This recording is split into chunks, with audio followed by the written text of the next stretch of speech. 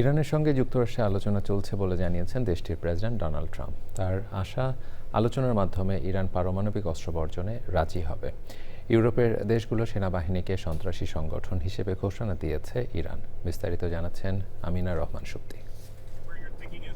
শনিবার রাতে ফ্লোরিডা যাওয়ার পথে সাংবাদিকদের ট্রাম্প বলেন, পারমাণবিক অস্ত্র থাকবে না এমন একটি সন্তোষজনক চুক্তি ইরান চাইলে করতে পারে। ইরান তাদের সঙ্গে আলোচনা করছে বলেও জানান ট্রাম্প।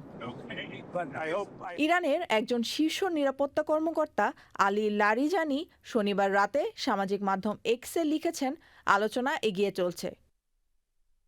ইরানের পার্লামেন্টের স্পিকার মোহাম্মদ বাঘের গালিবাফ এক ভিডিও বার্তায় বলেন, বিপ্লবী গার্ডকে সন্ত্রাসী সংগঠন হিসেবে ঘোষণার পাল্টা ব্যবস্থা অংশ হিসেবে আইনের ৭ নম্বর ধারা অনুযায়ী ইউরোপীয় দেশগুলোর সেনাবাহিনী এখন থেকে সন্ত্রাসী গোষ্ঠী হিসেবে বিবেচিত হবে। ইউরোপীয় ইউনিয়নের সেনাবাহিনীর সঙ্গে যুক্ত ব্যক্তি বা সংস্থাকে ইরান থেকে বহিষ্কারের ব্যবস্থা নেবে পার্লামেন্টের জাতীয় নিরাপত্তা কমিটি।